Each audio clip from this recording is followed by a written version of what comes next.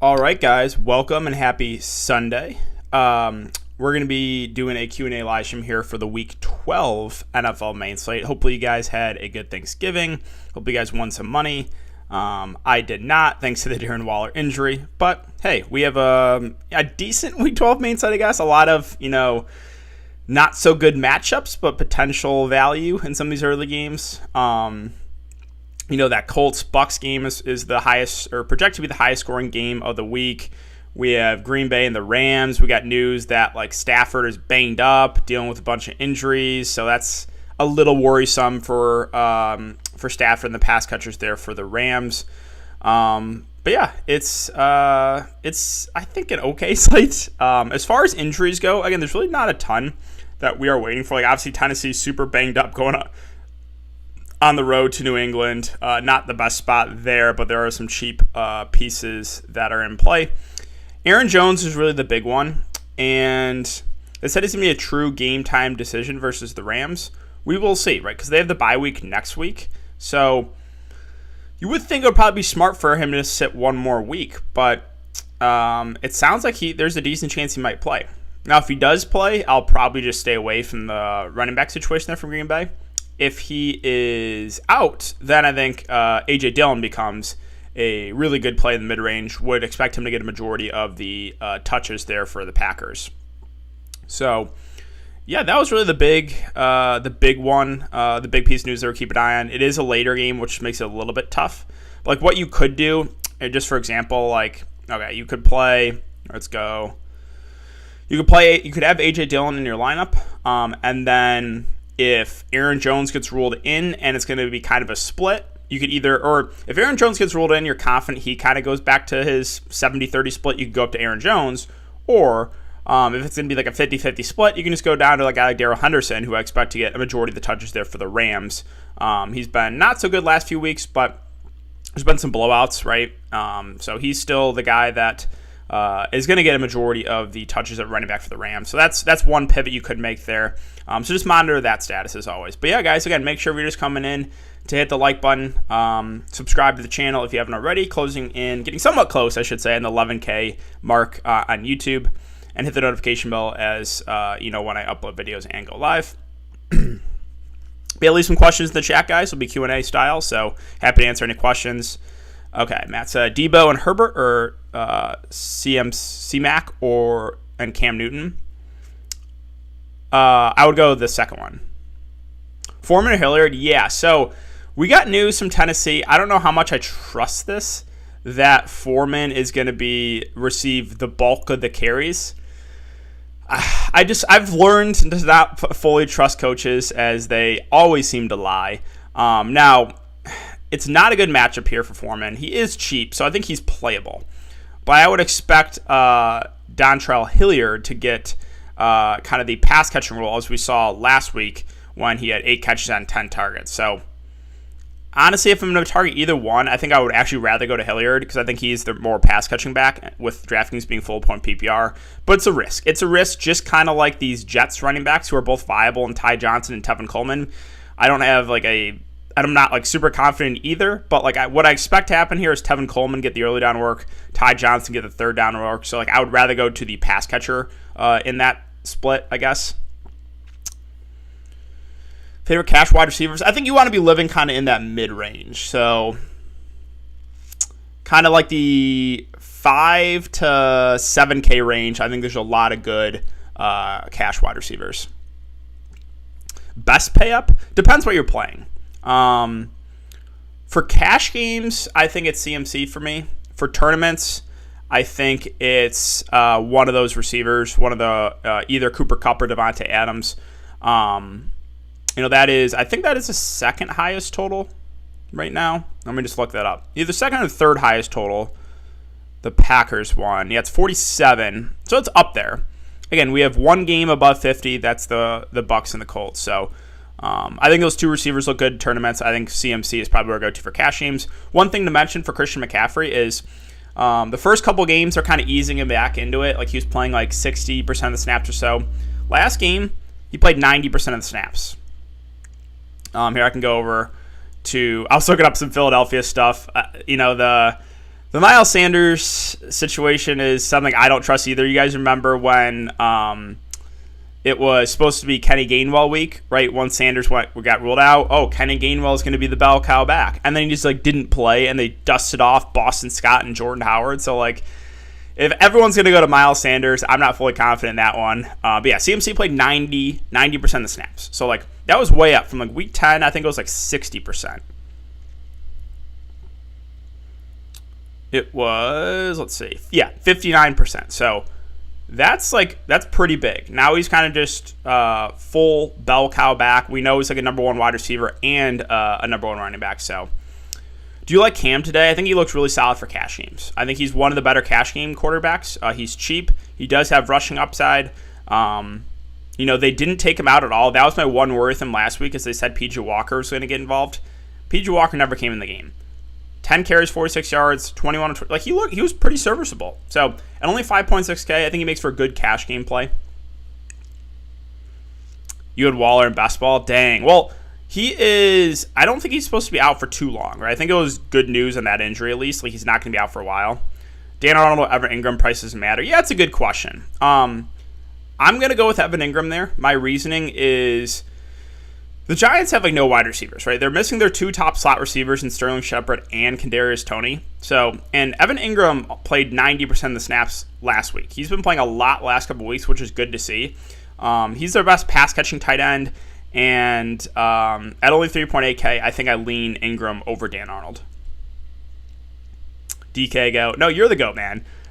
Best stack today. I don't know if there's a best stack, but there's a few different ways you can go. You can go to those high total games. Obviously, Tampa Bay, the Colts. You have Green Bay, the Rams, Minnesota, San Francisco. I think we'll all get some pretty decent ownership. I don't hate going to one of these kind of ugly games in the larger field tournaments. It's a pretty cheap stack, Houston Jets or Falcons Jags, just because the pieces in those games are so cheap. And if the game somewhat shoots out, and you have that cheap stack, you're looking really good because then you have more flexibility to get those spend ups in there.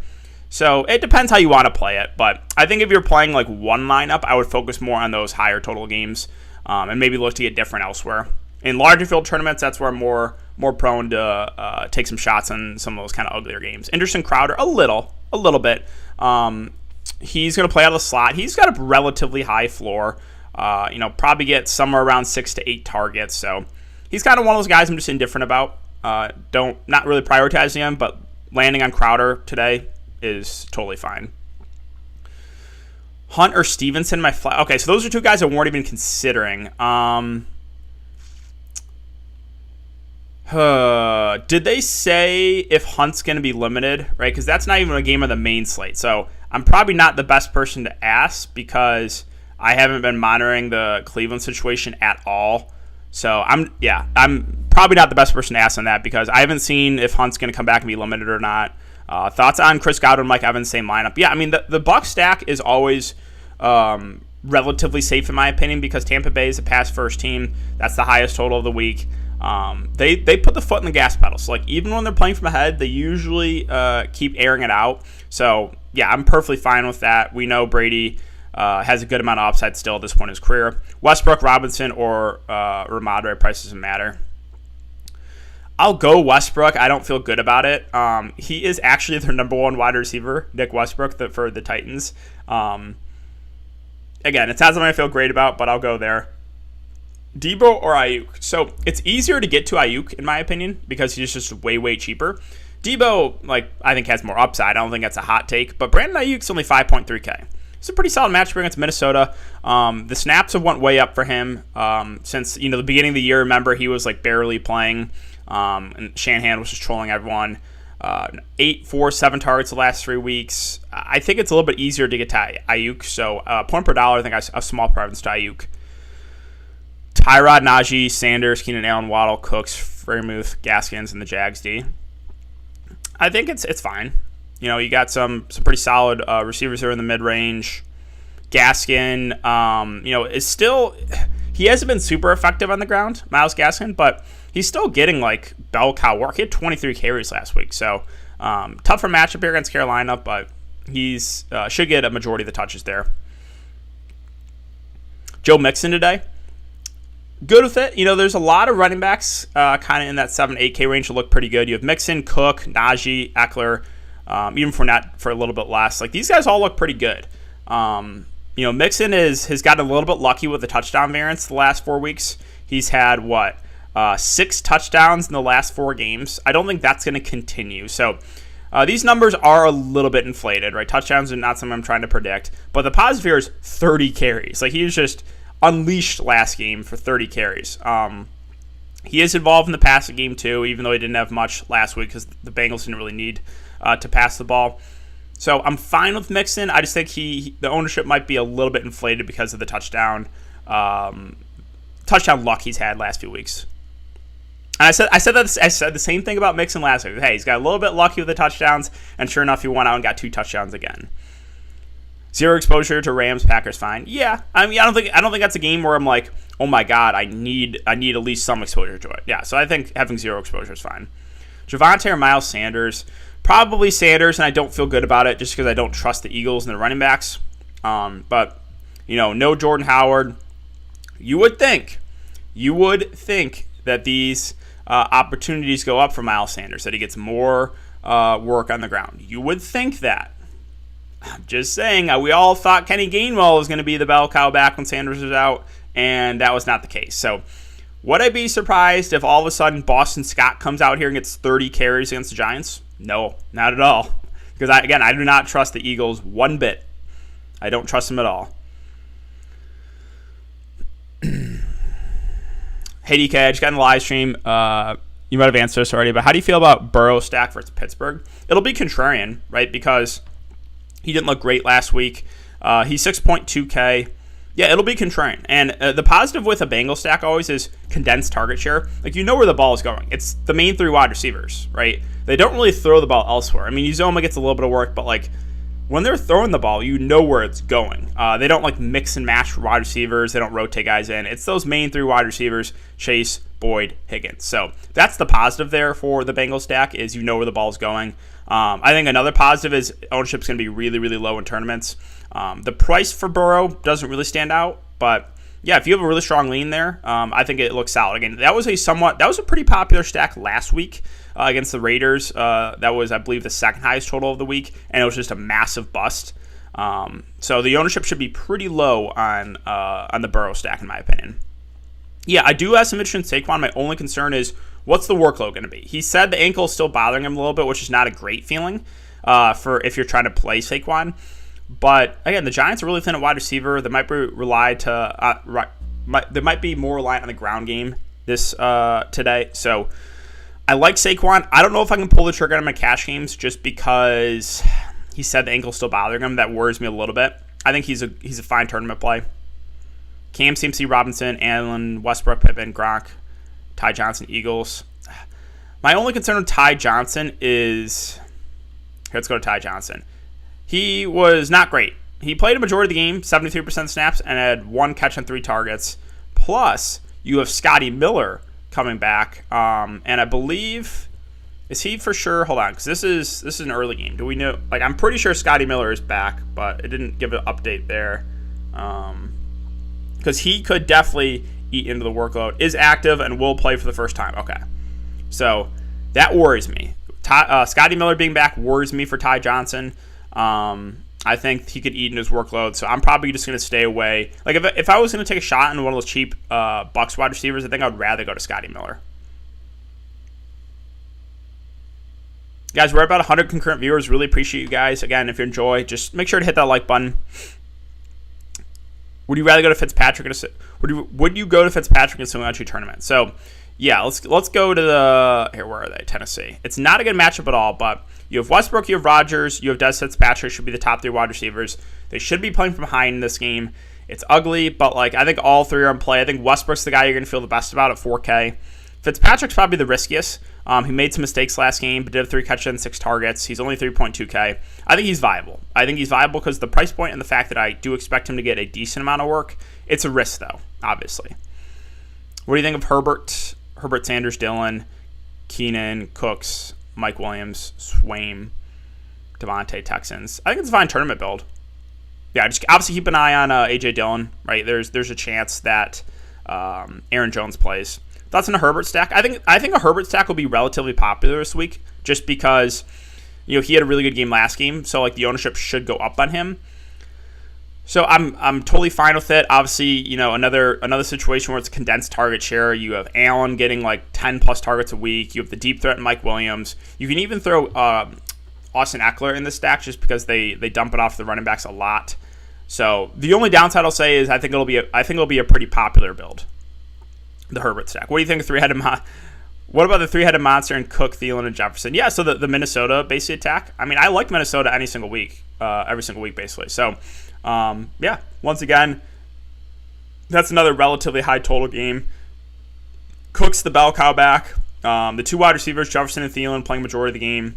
Minnesota's always a stack I like too. Just the same thing I said about Cincinnati. Condensed target share. When they throw the ball, it's Jefferson and Thielen most of the time. And when they're running, it's Dalvin Cook.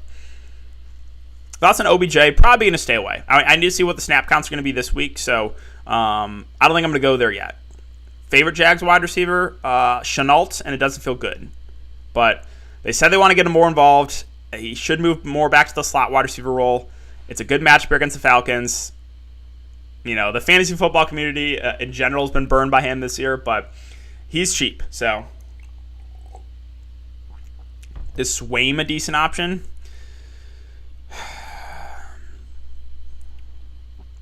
I mean, he's playable. I think there's better plays at the tight end position, kind of in that high 3K, low 4K range. I think there's a lot of good options I like. So for me, I don't know if I'm looking to completely punt tight end. Can't wait to play Sanders, Steph, Hurts, Vulture, 2 touchdowns. That's a possibility. And get ready for like Boston Scott 30 carries, right? I just don't trust Philadelphia.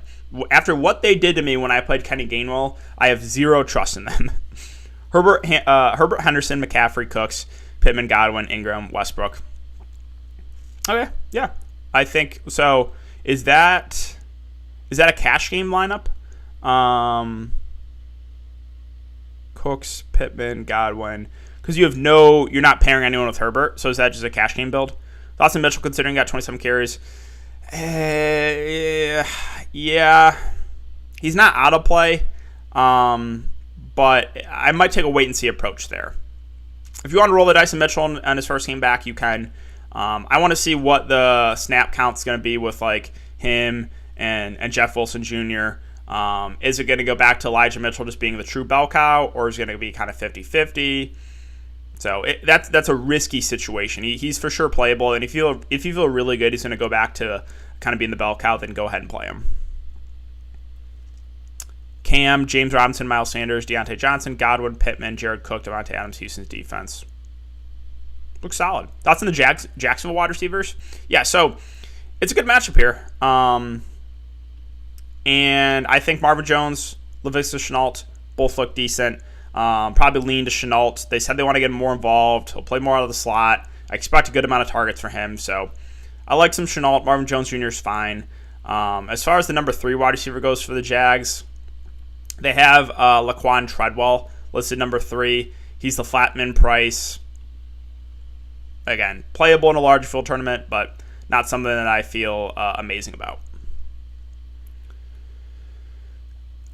Eckler from Colorado revenge game. Oh, there you go. Trevor Lawrence. Yeah, I think you can. I think you can stack Trevor Lawrence. Again, that's one of those, like, a Jag stack is really cheap. So say, for example, that game somewhat shoots out, then you're looking pretty good, because then you have a cheap stack that's looking good, and then you can use spend ups elsewhere. So I always don't hate going to a cheap stack because you don't need a ton from it, and if it does relatively well, it allows you to spend up for a lot more studs. Thoughts on Gronk? Gronk looks a little bit too cheap. Yeah. He first came back, he played like 60% of the snaps. This is a good matchup here against the Colts. He had, 8 targets. I think Gronk looks like a really solid play at tight end. My only concern with him would be ownership. I think ownership's going to be relatively high on him.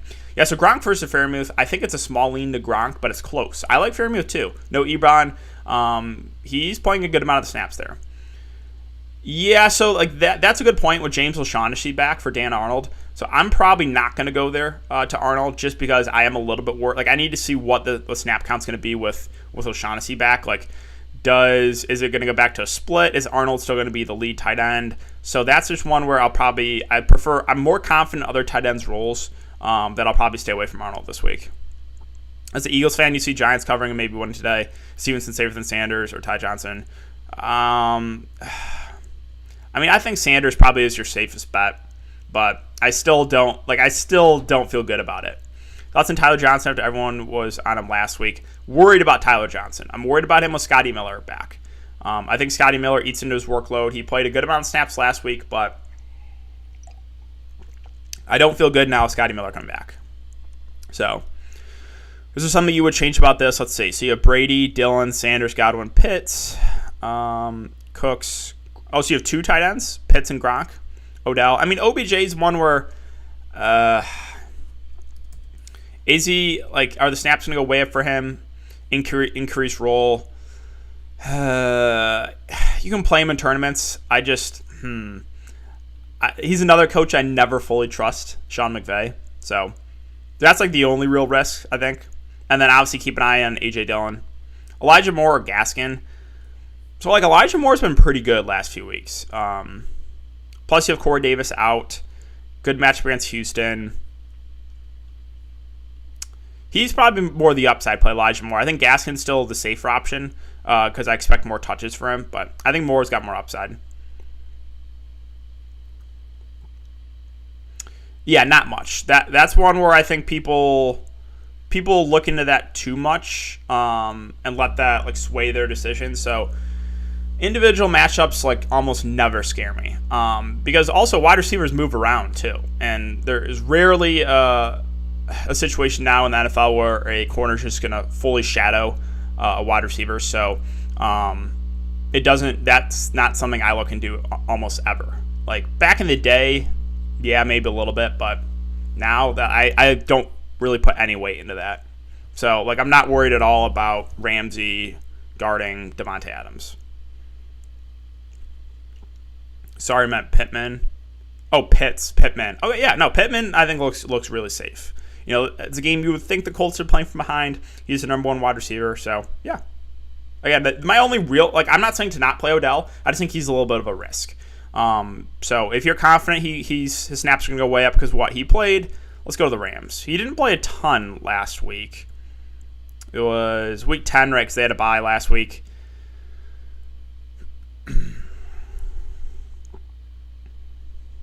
Yeah, he played 27%. So they said the snaps are going to go up. We'll see. He's still relatively expensive. Houston isn't a good matchup. He's looked better the last couple weeks. Potentially more with Davis out. Houston isn't a good matchup. I think Houston's a pretty good matchup. I'm not scared of Houston defensively at all. Risky here, but Taylor, Sanders, McCaffrey, Moore, Samuel, Cooks, Cook, Higgins, Texans. So Texans mini stack. So you have T-Mobile with Cooks.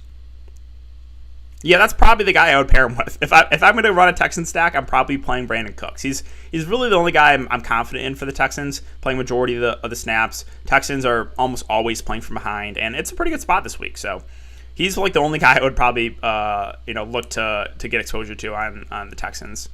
Yeah, I think Ty Johnson's viable, right? They do have him. They have Tevin Coleman. What I expect to happen here is Tevin Coleman get more of the early down work. Ty Johnson be more of the third down back. So they're both in play. I'm always going to lean towards the third down back because full point PPR. So I think I would rather play Tyler Johnson than I would Tevin Coleman. Need to win this week, stay in the playoff hunt. Stafford or Hurts, full point PPR. Oh, that's so tough. I think I'm going to say Hurts. Just because the news that we have of Stafford being really banged up, that worries me. So I think I would go Hurts. But yeah, it's a tough one. MVS or Aguilar? Probably MVS. He's boom or bust. Valdez-Scantling. He has a pretty low floor but a high ceiling. We saw the ceiling last week. Gronk or Freiermuth? Yeah, it's a good question. It's a small lean to Gronk, but I like both. I think Freiermuth without Ebron, pretty safe play. What do you think of the Jag stack with CMC and Cook? Yeah, I like it. Or who would you prioritize as spend ups? No, those are good spend ups to me. So again, the Jag stack, relatively cheap, and it allows you to get more of those spend ups in there. Thoughts on Bucs Showdown, DK?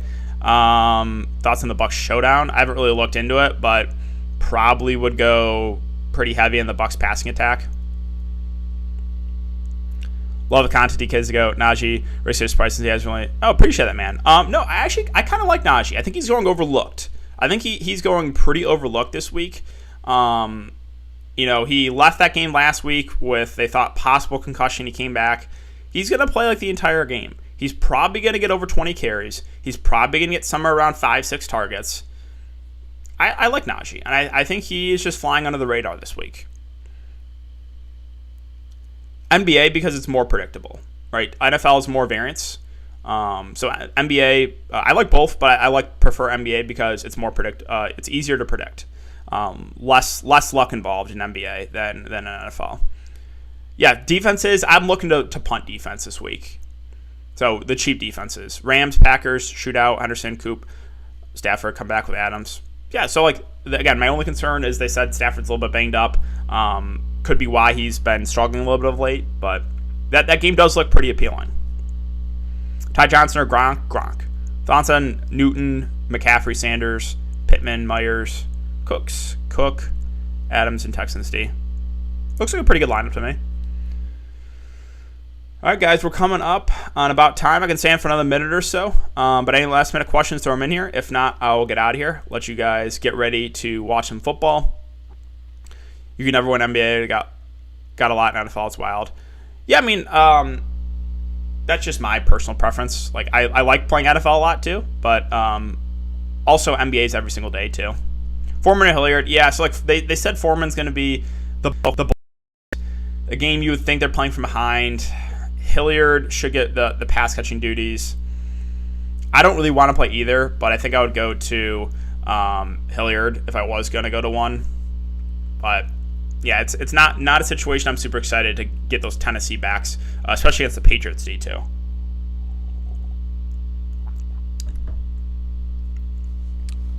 Favorite punt tight end on DK depends how cheap you're willing to get. I think Ingram sub 4K looks really solid, so I'll say him. But yeah, there's no one. There's a couple of viable options down here, but no one that I'm really confident in. I think you can definitely get I think this is the sweet spot. This is the sweet spot for me for tight end. This kind of 4K range. That's where I want to be looking to. But okay, guys, I'm gonna call it on that. So good luck. Enjoy the Week 12 main slate. I hope you guys all win big, and I will see you guys back here in the next live stream.